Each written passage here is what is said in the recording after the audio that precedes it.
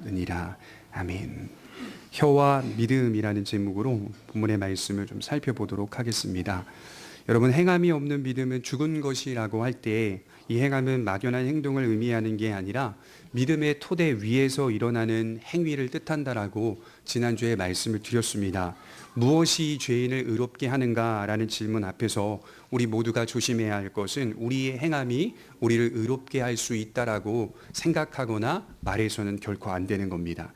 오히려 우리는 말하기를 행하는 믿음으로 오게 된 이유가 바로 우리를 향하신 하나님의 주권적 선택이요 은혜였다라고 하는 사실을 고백할 수 있어야 하는 겁니다. 표면적으로 믿음의 모습이 야고보서 2장 22절에서 말하고 있듯이 행함과 함께 일하고 행함으로 온전하게 되는 것처럼 보이지만 실상 모든 사람들이 완벽한 행함으로 반응할 수 없기 때문에, 다시 말해서 한결같은 태도와 자세로 행할 수 없기 때문에 우리가 하는 행위들은 언제나 늘 하나님의 은혜 없이는 스스로 설 수 없다는 사실을 기억하면서 신앙생활을 볼 필요가 있습니다. 우리의 믿음을 근거한 행위들을 높이 평가해 주시고 그것을 인정해 주시며 칭찬해 주시는 하나님의 은혜가 믿음의 행함을 더욱 촉발하고 있다는 사실을 기억해야 한다는 것이죠. 그렇다면 행함이 있는 믿음은 무엇을 목표로 삼고 있을까요? 2절 중반절에 말하고 있듯이 온전한 사람을 목표로 하고 있다는 것이죠. 하나님의 뜻에 따라 믿음으로 산다는 것은 우리 자신이 온전한 사람으로 변화되어 가는 것을 의미하는 거고, 이것을 다른 말로는 성숙한 신앙인이 되는 것을 뜻합니다. 성경이 행함을 강조하며 믿음을 가지자고 도전하게 되면, 또는 교회가 우리 이제 행함을 가지자라고 해서 슬로건을 걸어서 며칠 동안 열심히 기도하고 기도한 이후에 이런 열정을 가지고 하나님을 섬기자라고 도전하게 되면 성도들은 금세 행함 그 자체에 지나치게 비중을 두고 교회 봉사를 열심히 한다거나 구제를 열심히 한다거나 전도를 열심히 한다거나 기도를 열심히 한다거나 하는 행위들에 집착을 하기 시작한다는 것이죠. 칭찬받을 만한 신앙의 행동 또는 행동으로 뜨거워진 열정이 생기게 되면 자연스럽게 오는 또 다른 위험성이 하나 있는데, 행함이 있는 믿음으로 서겠다고 결단하고 다짐한 신자에게 잠시나마 나름대로 뜨거워진 어떤 행위들이 나타날 수 있겠지만 금세 그것을 가지고 잘난 척하며 남을 비난하고 평가하고 판단하는 그릇된 모습을 보일 수 있다는 말입니다. 쉽게 말해서 그러한 신앙의 행위들이 자신의 의로움이 되어 그것이 하나님의 은혜가 아니라 자기 입술의 자랑거리가 된다는 말입니다. 그래서 행함이 있는 믿음의 목표는 성숙이라고 하는 것이고 우리 모두가 온전한 사람이 되는 것이다 라고 말씀을 드릴 수가 있습니다. 오늘 3장을 시작하면서 야고보는 혀에 대한 주제를 꺼내놓고 있습니다. 야고보가 생각하는 혀는 그가 성숙한 신앙인인지 아닌지를 점검하는 아주 중요한 기준이라고 말하고 있습니다. 그래서 바른 신자라면 혀를 제어할 수 있는 사람이어야 한다, 이렇게 말하고 있는 것이죠. 행함에 있는 믿음이란 이처럼 다양한 모습으로 우리의 삶에서 평가를 받게 되는데, 그래서 행함이 있는 신앙이 죽은 신앙이 아니라 살아있는 신앙이라고 말할 때에는 그 행함이라는 단어 속에 담겨 있는 것은 우리의 인격 전체를 내포하고 있는 의미이지 어떤 순간적인 행동을 뜻하는 것은 아니다라고 말씀을 드리는 겁니다. 그래서 행함이 있는 믿음이 어떤 방식과 어떤 과정과 어떤 모습으로 다양하게 나타날 수 있는지를 오늘 혀라고 하는 주제를 통하여 자세히 지금 설명을 하고 있는 것이죠. 먼저 야고보는 선생과 혀에 대해서 말씀을 하고 있습니다. 우리 1절에 보실까요? 1절에 내 형제들아 너희는 선생된 우리가 더 큰 심판을 받을 줄 알고 선생이 많이 되지 말라. 여기서 말하는 선생이란 단어는 이 단어는 몇 가지 의미가 있는데 두 가지로 제가 줄여서 말씀을 드릴 수 있을 것 같아요. 하나는 야고보와 같이 교회의 지도자들을 뜻하는 단어입니다. 공적인 교육과 설교의 기능을 담당하는 사람을 직접적으로 가리킨다라고 볼 수가 있습니다. 혀를 많이 사용하는 대표적인 자리가 바로 교회의 지도자들이다라고 말씀을 하고 있는 것이죠. 당시의 유대인들에게 랍비라는 칭호는 상당히 존경받는 칭호요, 높은 자리였다라고 합니다. 그래서인지 유대인들은 랍비라는 직분의 기능과 중요성보다는 랍비가 되면 사회에서 얻게 되는 높은 명성의 마음이 많이 끌렸다라고 하는 겁니다. 사도라는 칭호 또는 랍비라는 칭호에 끌려서 모두가 다 그 자리에 서려고 해서는 안 된다라고 말씀을 하는 겁니다. 그 자리는 부르심과 은사로 이끌려지는 자리다라고 말씀을 하는 것이죠. 은사와 소명을 가진 자가 그 일들을 맡아서 감당하는 것이지 누구에게나 열려있는 자리가 아니다라고 말씀을 드리는 겁니다. 그래서 우리가 이 대목을 읽으면서 조금 조심해서 봐야 하는 것은 선생이 되는 것을 무조건 금지하는 말씀은 아니라는 것이죠. 하지만 누구나 마음 먹으면 선생이 될 수 있다는 말도 아니라는 뜻입니다. 교회의 지도자, 흔히 현대식으로 표현하자면 목사의 직분이나 목사의 자리는 더 큰 심판을 받는 자리이기 때문에 누구나 목사가 될 수 있다는 의미가 아니라 하나님의 부르심과 은사로 이끌림 받는 자가 목회자로서 그 사역을 감당할 수 있다라고 하는 것입니다.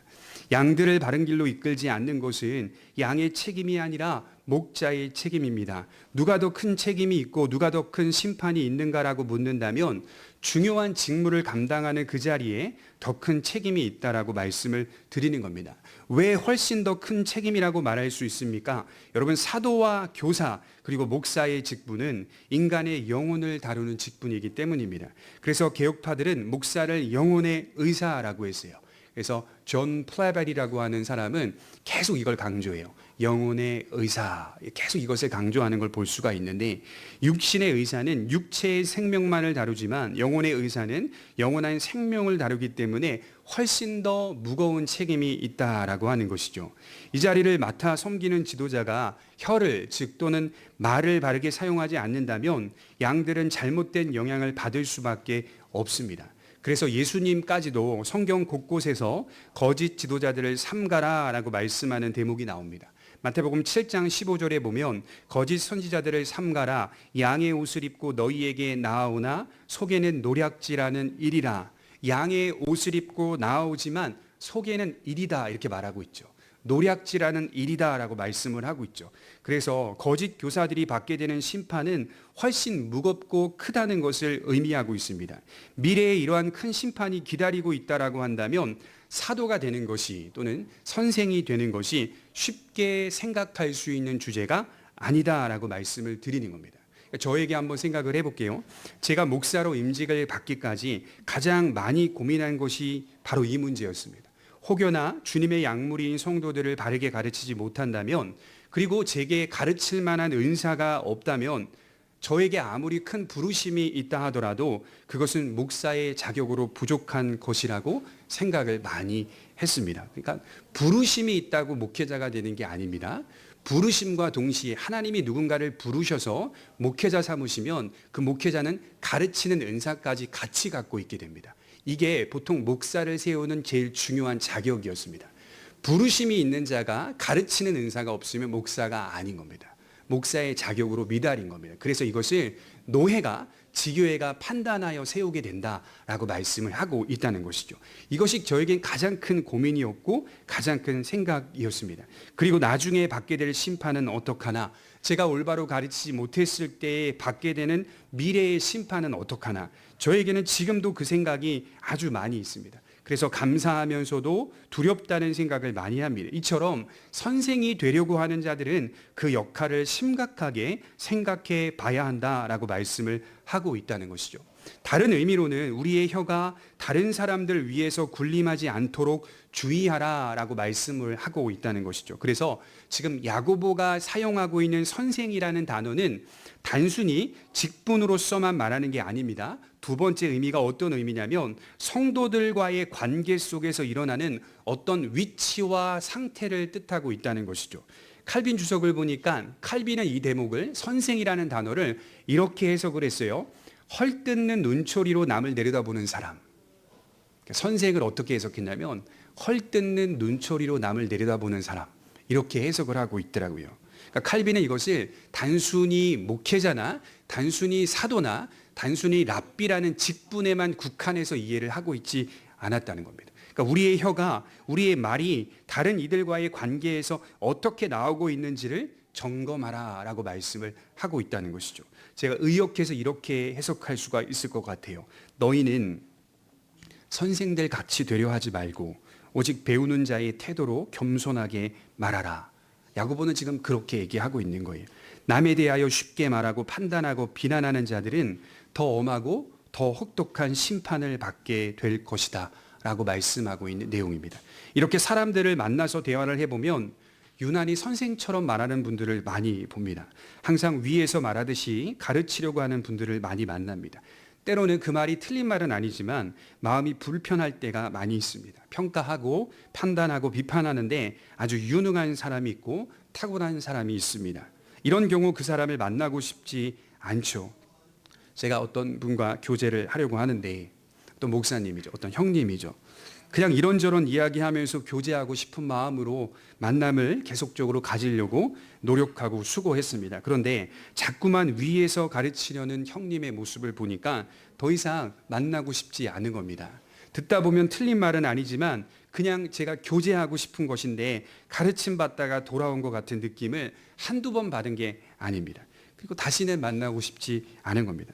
그러면 또 제가 조금 속상해하면 너를 위해서 그랬다. 보통 이제 이렇게 이야기를 하죠. 그러면 또 마음이 섭섭해서 만나고 싶지 않은 겁니다. 우리가 왜 선생처럼 또는 선생의 위치에서 말하지 말아야 할까요? 2절에 보시면 그것은 우리 모두가 본질적으로 죄인이기 때문입니다. 2절을 보시면 우리가 다 실수가 많으니 이렇게 표현하고 있어요. 본질적으로 모든 사람들은 계속해서 올바른 것을 행할 수 있는 상태가 아니라는 거예요.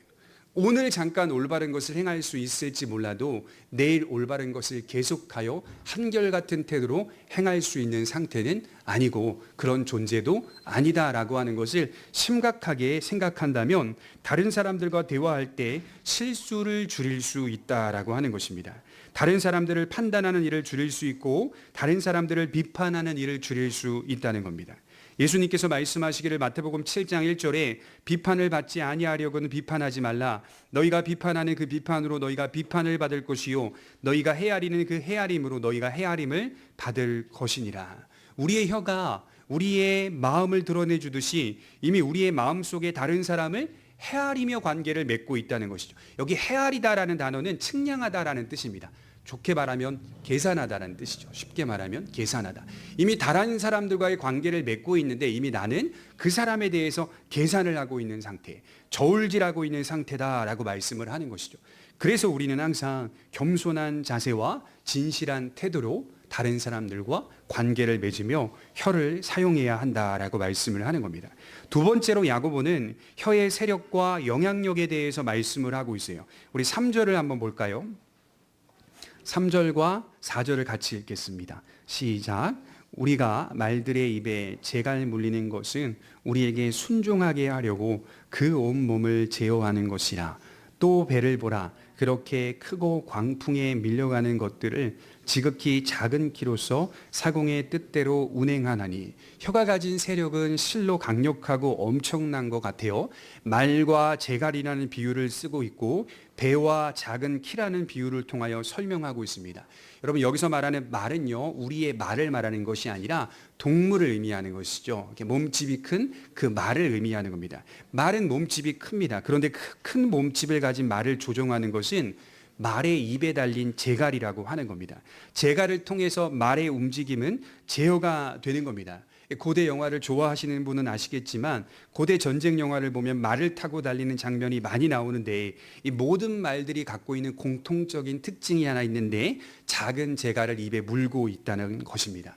말이 어떻게 컨트롤이 될까요? 기수가 고삐를 세 개의 쥐므로써 말이 컨트롤이 된다라고 하는 겁니다. 재갈은 말에게 어떤 의미일까요? 고통이라고 합니다. 말에게 있어서 입에 무는 재갈은 고통이라는 뜻이라고 합니다. 그래서 승마장에 가보시면 승마장에서 말을 탈 때 그 승마를 가르치는 전문가가 그 기수에게 뭐라고 말하냐면 고삐를 너무 세게 쥐지 마십시오라고 잊지 않도록 먼저 그렇게 이야기를 한다고 합니다. 적당히 고삐를 쥐어도 말은 안다라고 합니다. 적당히만 줘도 말은 컨트롤이 된다는 게 너무 세게 쥐게 되면 말의 입천장이 그렇게 아프다고 합니다. 이처럼 재갈이 말의 몸을 지배하고 있다라고 야고보는 말씀을 하고 있어요. 그러면 바다에 떠 있는 배는 어떻습니까? 고대는 지금처럼 아주 큰 배는 없었습니다. 하지만 원리는 동일합니다. 몸집이 큰 배를 움직이는 것은 배 자체가 아니라 배 안에 있는 작은 키라고 하는 겁니다. 오늘날 바다에 떠 있는 화물선을 보시면 엄청나게 큽니다. 하지만 그 큰 배를 움직이는 것은 작은 조타실이라는 것을 아십니까? 조타실에 가보면 작은 키가 있습니다. 배의 방향을 바꿔서 움직이는 것은 작은 조타실이라고 말씀을 하는 겁니다. 여러분 항공기를 타보신 분은 아시겠지만 비행기를 타보신 분들은 그 큰 비행기를 이리저리 움직이는 것은 기장의 손에 쥐고 있는 작은 핸들이다라고 하는 것을 볼 수가 있죠. 마찬가지로 화물 트럭도 그렇습니다. 방향을 움직이는 것은 작은 키요, 작은 핸들이다라고 말씀을 하고 있다는 것이죠. 혀가 바로 그렇다는 거예요. 우리의 혀가 바로 그렇다는 거예요. 혀는 우리 몸의 작은 부분이지만 그 세력은 대단히 강력해서 온몸을 지배한다라고 말씀을 하고 있습니다. 제가 한 20년 전인가요? 인천에 인체 신비전이라고 하는 것이 이렇게 전시가 된 적이 있었어요. 지금은 그게 이제 그 인권적인 측면의 문제가 많이 있기 때문에 이제 그걸 다 이제 폐쇄해 버렸죠. 인체 신비전을 갔는데요. 그냥 지나쳐 버리는 우리 신체의 기관이 뭘까요? 혀였습니다. 혀. 그러니까 제가 집중적으로 봤던 것은 위나 또 대장이나 소장 이런 것이었지 혀를 보지는 않았거든요. 근데 야고보는 지금 뭐라고 말하냐면 혀를 보라 이렇게 얘기하는 거예요. 혀라고 하는 기관이 갖고 있는 영향력과 세력은 실로 엄청나다라고 하면서 만만히 볼 수 있는 것이 아니다라고 말씀을 하고 있는 것이죠. 이어서 5절과 6절에 보시면 이와 같이 혀도 작은 지체로 돼 큰 것을 자랑하도다. 보라 얼마나 작은 불이 얼마나 많은 나무를 태우는가. 혀는 곧 불이요 불의의 세계라. 혀는 우리 지체 중에서 온몸을 더럽히고 삶의 수레바퀴를 불사르나니 그 사르는 것이 지옥불에서 나느니라. 혀의 영향력을 말하고 있죠. 혀는 뭐라고 말합니까? 불이다라고 말하고 있어요. 그런데 이 불은 작은 불 같지만 많은 나무를 태울 수 있는 강력한 불이다라고 말씀을 하고 있습니다. 여러분 오래전에 강원도에서 누군가가 무심코 버린 담뱃불이 화근이 되어서 고성에서부터 많은 살림을 태웠다는 사건을 보신 적이 있을 겁니다. 혀는 이와 같이 작은 불 같지만 크게 확대된다라고 하는 말씀을 드리는 거죠. 혀는 불같이 태우는 힘이 있다는 것을 지적합니다. 우리의 말이 우리의 혀가 잘못 사용하게 되면 그만큼 위험하다는 것을 강조하고 있다는 것이죠. 왜냐하면 혀에서 맹렬한 불이 나오기 때문입니다. 종종 여러분 여기저기서 사기를 당한 사람들의 소식을 듣게 되는데 사기의 여러 방식이 있는 것 같아요. 여러 방식들이 계속 나오는 것 같아요. 그런데 이 사기의 가장 중심에 뭐가 있냐면 혀가 있습니다. 혀가. 교묘한 말을 통하여 사람들의 욕심을 이용하고 홀리게 해서 아주 막대한 피해를 입히게 되는 것이죠. 작은 피해이면 좋겠지만 어떤 사람들은 그 피해 때문에 소중한 생명을 포기하는 사람들도 있습니다. 그것이 바로 혀의 영향력이다라고 말씀을 하는 겁니다. 정말 무서운 것은 물질적인 피해만이 아니라 잘못 사용하게 되면 영혼의 피해를 입히기 때문입니다. 한 영혼이 전 인생을 거쳐서 잘못된 사이비 집단에 빠지는 것을 목격한 적이 있으십니까? 저는 지금까지 몇 명을 봤는데요. 그게 그렇게 불쌍해요. 그러니까 돈의 피해를 입는 것보다 제가 제일 안타깝고 불쌍하게 보이고 또 제 안에서 공분이 일어나는 게 뭐냐면 사이비 집단입니다. 사이비 집단. 한 인생 전체가 다 망가져 버리는 거예요. 제가 아는 어떤 분은 그냥 부모와 엄마와 딸의 관계가 아예 끊어져 버려서 그냥 그 사이비 집단에 들어가서 평생을 사는 거예요. 엄마가 그렇게 인생 전체를 그 아이를 찾고자 하는 시간으로 다 할애해 버리는 거예요. 물질, 모든 재산 다 그 아이를 그 집단에서 나오게 하기 위해 모든 걸 다 걸어요. 그러나 그 아이는 엄마를 부인합니다. 이런 일들이 얼마나 많이 있는지 몰라요. 우리 주변에 찾아보면 은근히 많습니다. 이게 바로 혀의 영향력입니다. 잘못된 말로 사람들을 미혹하여 빠지게 하는 것입니다. 본인도 죽고 다른 사람의 영혼도 죽이는 아주 무시무시한 영향력을 행사할 수 있는 것이 인간의 혀요, 인간의 말입니다. 그래서 오늘 6절 하반절에 보면 혀는 온몸을 더럽히고 삶의 수레바퀴를 불사른다라고 말하는데 이것은 삶 전체를 더럽히고 망가뜨린다라고 하는 뜻입니다.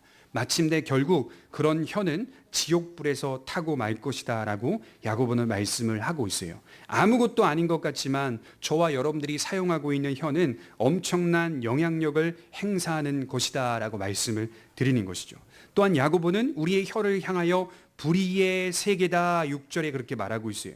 우리의 혀는 우리 마음에 있는 죄악의 세계를 마음껏 드러내주는 기관이다라고 말씀을 하는 겁니다.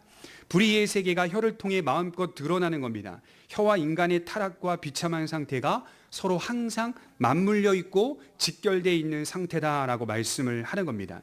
악한 마음 상태가 집약되어 있는 곳이 어디일까요? 혀다라고 말씀을 하는 것이죠. 그래서 제가 가만히 생각을 해봤어요. 인간 타락의 역사를 거슬러 올라가 보면 아담과 하와를 만나게 되는데, 사람의 타락을 들여다보면 처음 타락이 바로 이 혀의 타락이라고 해도 과언이 아닙니다.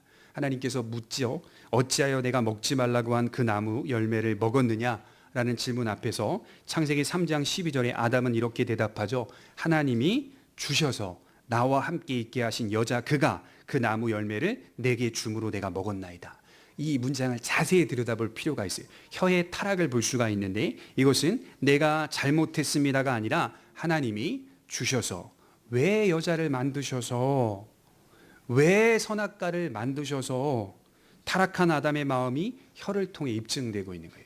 자신이 잘못했다로 나가는 것이 아니라 왜 이런 환경을 만드셔서 죄를 짓게 합니까? 이것이 우리의 타락이고 비참한 상태다라고 말씀을 하는 겁니다. 이처럼 우리의 부패와 타락 역시 혀를 통하여 증명되고 우리의 참된 믿음 역시 혀를 통하여 입증된다는 사실입니다. 그리고 은혜를 받은 우리는 이러한 혀를 바르게 사용할 책임이 있다라고 말씀을 하는 겁니다. 그것은 혀의 세력이 강력하기 때문입니다. 선하게 사용한다면 분명 귀한 열매를 맺을 수 있다라고 하는 것이죠. 마지막 세 번째로 야고보는 말하기를 혀를 다스리는 일은 어렵다라고 말씀을 하고 있어요. 우리 7절과 8절을 보시겠습니다. 같이 읽겠습니다. 시작. 여러 종류의 짐승과 새와 벌레와 바다의 생물은 다 사람이 길들일 수 있고 길들여 왔거니와 혀는 능히 길들일 사람이 없나니 쉬지 아니하는 악이요 죽이는 독이 가득한 것이라. 어느 정도일까요? 길들일 수 없다고 하는 정도라고 말씀을 하고 있어요. 우리의 완악함을 말하는 것이고 이것을 드러내는 혀를 제어하는 일이 거의 불가능할 정도다라고 말씀을 합니다. 왜냐하면 혀는 불의의 세계요 쉬지 아니하는 악이기 때문입니다. 여러분, 사람이 야생동물들을 길들이는 것을 보면 참 신기한 것 같아요. 제가 이 동물의 왕국이나 이런 다큐들을 굉장히 좋아하거든요. 내셔널 지오그래피나 아니면 디스커버리 같은 영상들, 유튜브 채널을 찾아서 보는데요. 거기 영상을 보면 사람이 저것까지도 길들일 수 있을까 싶을 정도를 길들여요, 사람이. 제가 제일 신기한 건 뭐냐면 뱀, 그리고 조류 같은 경우를 길들이는 경우. 독수리 같은 거는 저게 어떻게 가능하나 싶을 정도로 새를 길들이는 사람의 모습은요, 정말 신비하고 신기합니다. 사람은요, 길들여 왔고 지금도 새로운 동물들을 길들이고 있는 시도를 합니다. 동물원에 가보면요, 사육사들이 밥만 주는 게 아닙니다. 길들이지 못하는 동물들까지 길들이려고 도전합니다. 그러니까 계속해서 지금도 역사 속에서 수많은 피조의 만물들을 다 길들이며 왔다는 것이 사람의 지혜요 놀라운 신비입니다. 이것은 하나님의 형상으로 창조된 인간의 지혜를 볼 수 있는 것이고, 피조계가 사람과 어떤 관계 속에 놓여 있는지를 증명해 주고 있는 하나의 사실이라고 볼 수가 있습니다. 하지만 타락한 이 죄인의 혀는 길들일 수 없다라고 말씀을 합니다. 우리의 혀를 길들일 수 없다면 절망적인 것이 아닌가, 이런 질문이 들어요. 내가 내 혀를 길들일 수 없다면 이건 분명히 비참하고 절망적인 상태가 아닌가. 야고보는 이렇게 말하는 거예요. 불가능하다라고 말하면서도 가능할 수 있다라고 그 길을 열어놓습니다. 어떻게 가능합니까? 신자가 믿음 안에서 성숙해지면 된다, 이렇게 얘기하는 겁니다.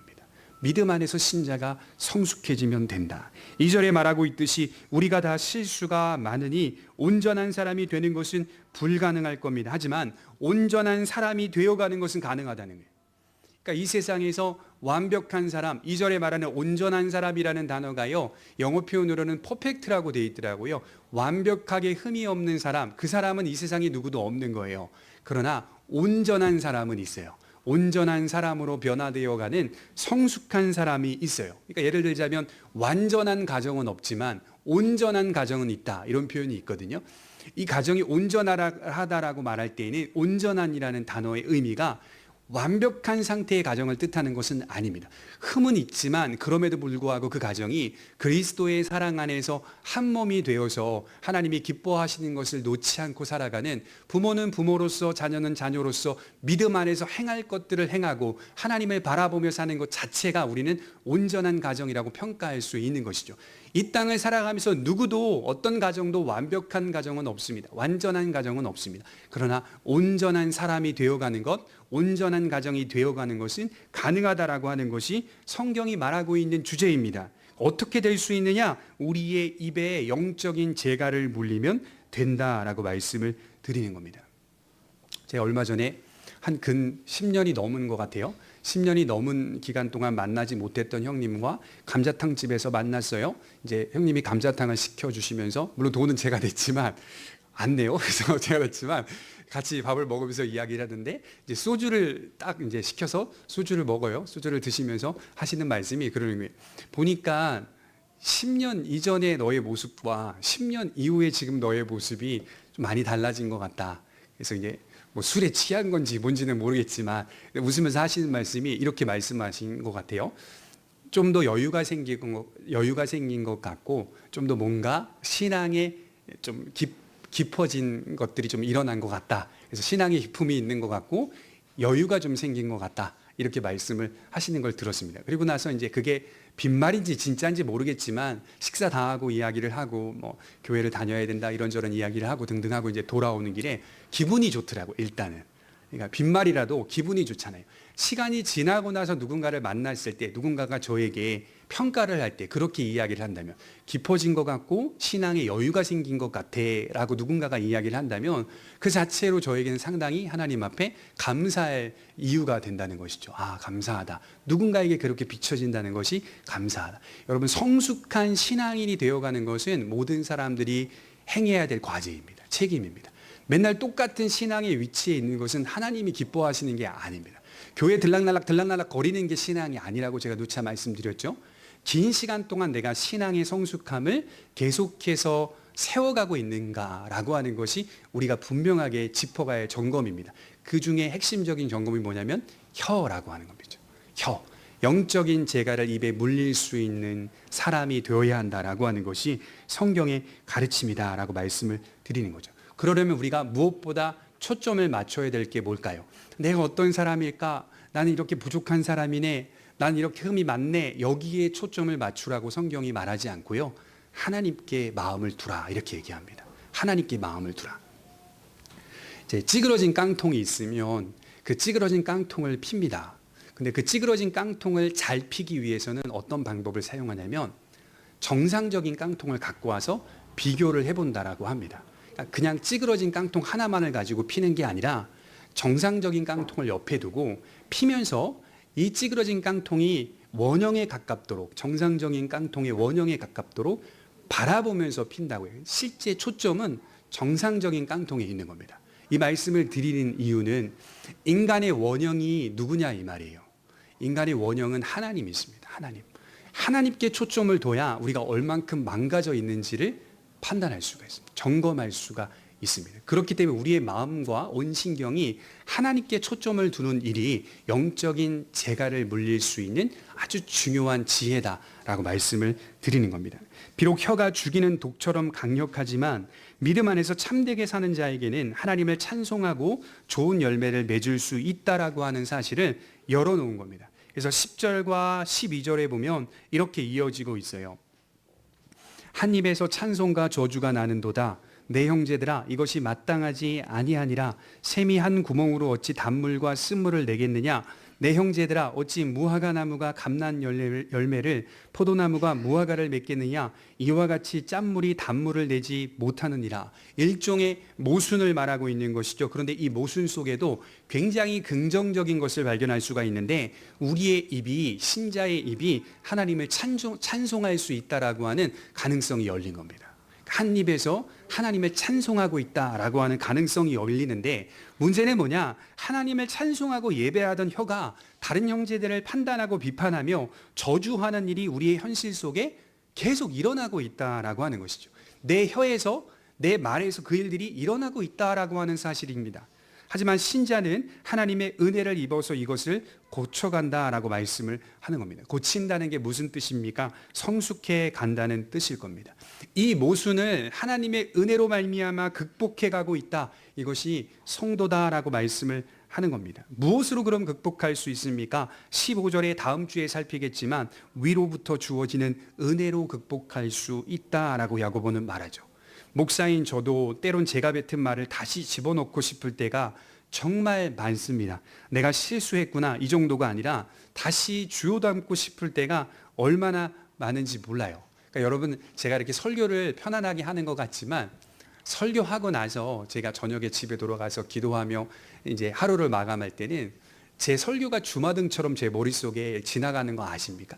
그 중에 제가 했던 말들 중에서 특히 이제 요즘 유튜브가 있기 때문에요. 계속 방송으로 나가기 때문에 제가 한 말을 주워 담고 싶을 때가 얼마나 많은지 몰라요. 후회스러울 때가 얼마나 많은지 몰라요. 그리고 우리 성도님들과의 관계를 맺을 때나 또 다른 사람들과 관계를 맺을 때 역시 제가 뱉은 말을 주워 담고 싶을 때가 얼마나 많은지 모릅니다. 그런데 문제는 주워 담지 못합니다. 혀는. 뱉은 말은 이미 늦은 겁니다. 그만큼 실수가 많다라고 하는 것입니다. 그러나 성숙한 성도가 되어갈수록 우리는 이러한 실수를 범하는 횟수가 줄어든다라고 하는, 이 횟수가 줄어든다. 그것이 바로 성숙입니다. 사도 베드로는 예수님에 대하여 말하기를, 우리 베드로전서 2장 21절을 한번 찾아보겠습니다. 베드로전서 2장 21절부터 22절입니다.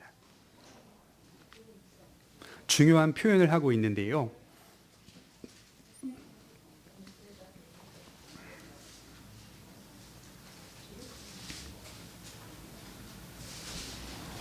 베드로전서 2장 21절부터 22절까지의 말씀입니다.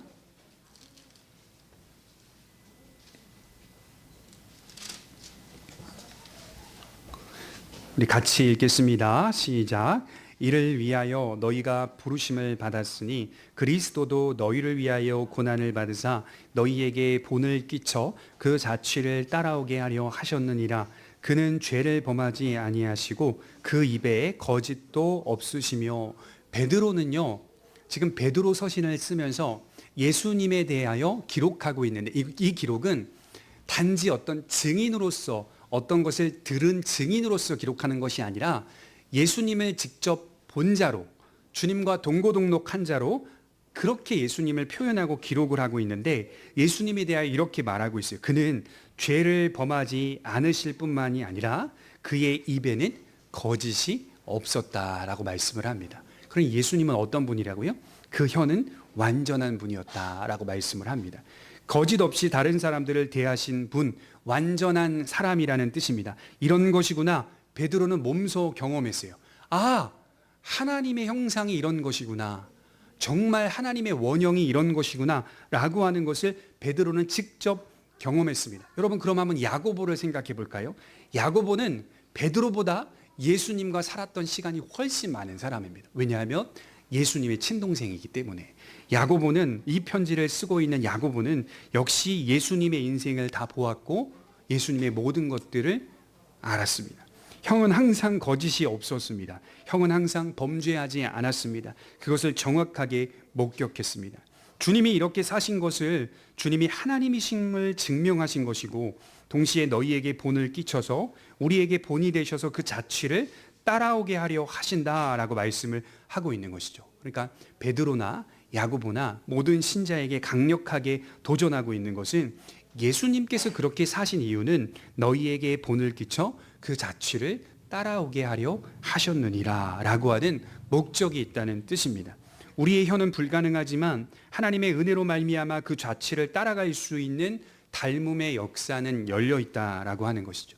여전히 닮아갈 수 있는 가능성은 우리 신자들에게 존재하고 있다는 거예요. 무조건 절망하시면 안 돼요. 아, 인간은 죄인이니까 비참한 상태지, 절망적인 상태지. 이게 장로교가 아닙니다.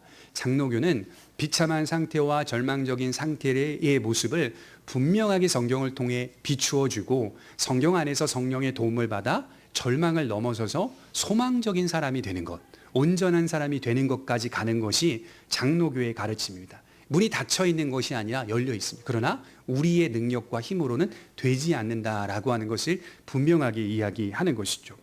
주님이 이렇게 사신 것은 분명하게 우리가 주님을 따라가게 하기 위함이다 라고 말씀을 하는 것입니다. 이 세상에서 완전한 사람은 누구도 없습니다. 그러나 성숙한 사람은 있습니다. 완전한 사람은 없어요. 그러나 성숙한 사람은 있어요. 그래서 야고보서 1장 4절에 보면 이렇게 야고보는 처음부터 염두에 두고 있는 거예요. 인내를 온전히 이루라.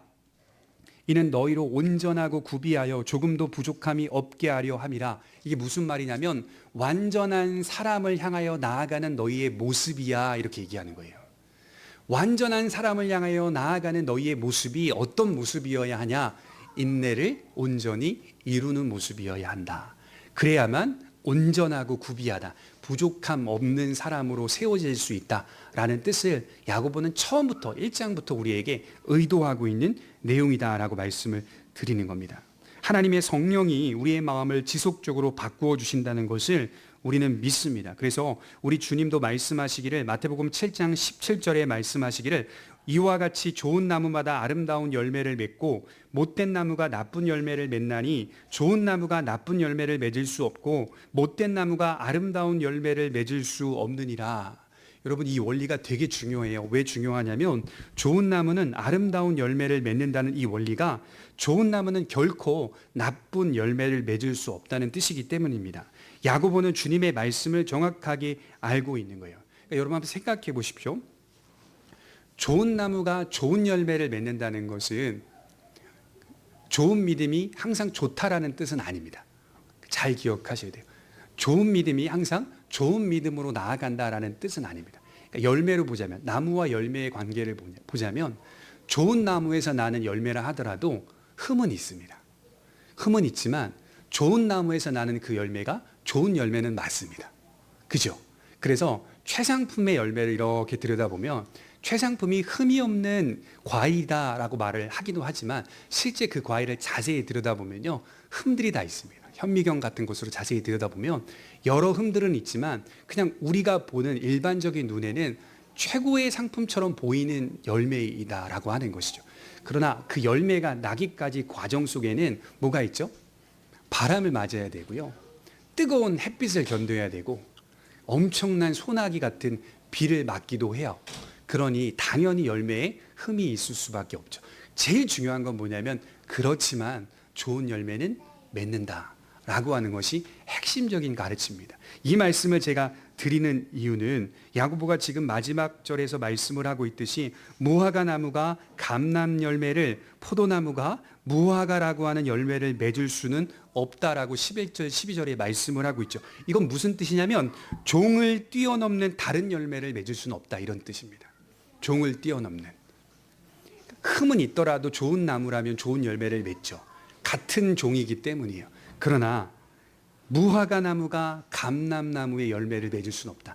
다른 종의 열매를 맺을 수는 없다라고 하는 것이 이게 가장 중요한 핵심인 것 같아요. 우리가 만일 좋은 나무라면, 우리가 정말 하나님의 은혜로 말미암아 믿음이 주어진 사람이라면 좋은 나무로서 좋은 열매를 맺는 것이 맞습니다. 행하는 믿음으로 오게 된 이유가 하나님의 은혜였던 것처럼 내가 주님을 닮아서 성숙한 신앙인이 되어가는 것은 내 속에 좋은 나무가 있다는 것이요, 그 나무는 예수 그리스도를 가리키는 것입니다. 우리 모두가 무엇보다도 믿음 안에서 혀를 잘 제어하여서 자기는 물론 자기의 가정뿐만이 아니라 교회 공동체까지 시험에 빠지지 않도록 해야 하며 오히려 우리의 혀가 많은 지체들을 회복시키는 놀라운 일들을 이루는데 사용되기를 주님의 이름으로 간절히 축원드립니다. 기도하겠습니다.